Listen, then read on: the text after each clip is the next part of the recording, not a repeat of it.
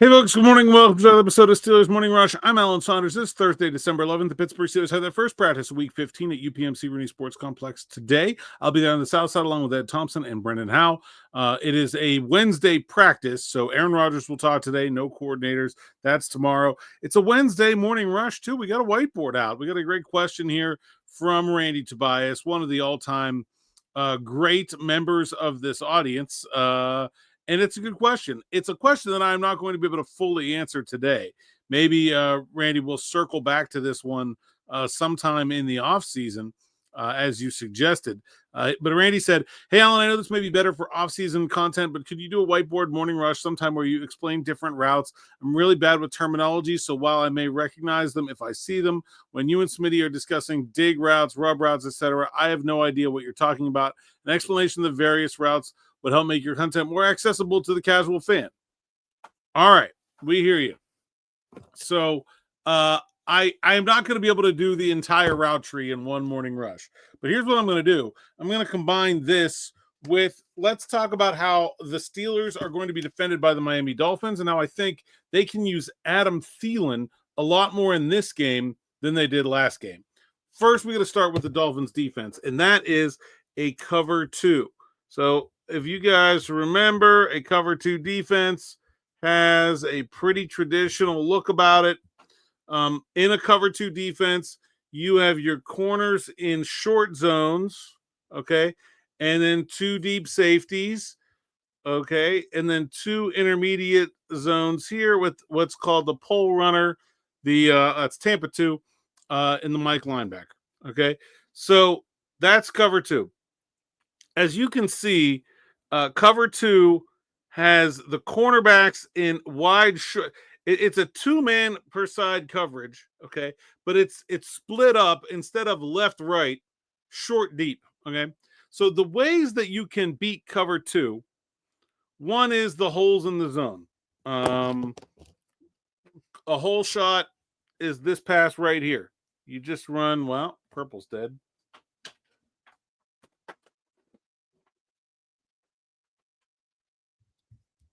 How's green? Perfect. That's a whole shot. Cover two. Okay. Wow, that's tough to see. Maybe we'll just stick with all black. But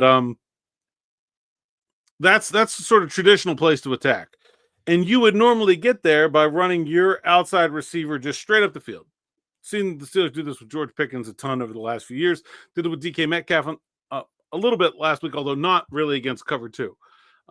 This is not a true deep pass. This is like a 15-yard pass. You're not going to get past this deep safety. You're just finding that gap in the middle. That's a good way to attack cover two. Not what we're talking about today. We're going to talk about overloads. So basically the idea is you're going to have multiple receivers on the same side of the field. And what you want to do is get them into two of them into one zone. This is a concept called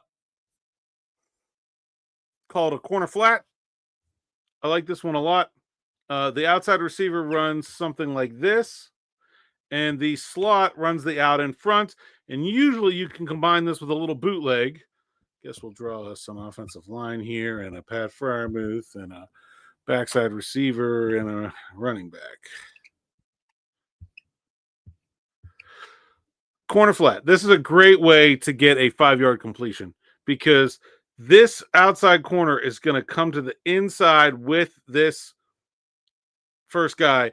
And as long as this receiver could cross the face of this nickel, whose primary responsibility is in the inside, there's almost no way for this corner to change direction, break on the ball when it's thrown in time to stop that pass. And if you catch them sitting on this, now look where the X is going, back to that hole that we talked about before. So that's a really good one. Another one, see if I can just erase the greens here, is the slot fade, where you will have this receiver run something like clear out in, and then it's a fade route here, back to that hole. These are good ways for the Steelers to use a veteran slot receiver who maybe doesn't necessarily have the best separation anymore at this point in his career against zone coverage, and that you're just pressing this corner. And I don't know. I mean, I understand the Dolphins have been playing good defense lately. They have, especially against the pass. But their depth chart is not full of elite names at all. Their corners are Jack Jones and Rasul Douglas. And that's not the year that you want that to be your corner combination, right? Minka's mostly playing in the slot. Stay away from him. To me, this is all about stressing these cover two corners out here with route combinations. And I do think this will be a big game for the slot receiver. Now, this could be Austin. This doesn't have to be Thielen. You can put Thielen out here. But to me, the precision of the routes against zone coverage matters. And I think there's lots of ways to get this slot guy open against cover two that we will see a lot more of Adam Thielen this week than we did last week. I'll tell you, by the way, what is another good thing to do if you're using Calvin Austin here, run this jet, man. You got a safety way off the ball. You got a slow linebacker here trying to move with him. All you really need is one DK Metcalf block. And there he goes. So I think this is a very interesting challenge from a defensive perspective. It is completely different than what the Baltimore Ravens did last week. What worked last week will not work this week. The Steelers will have to go into this coming up with a different plan. And I think Adam Thielen will be a big part of that. So we got some route concepts in there. The corner, going to the corner, the slot fade. We talked about that.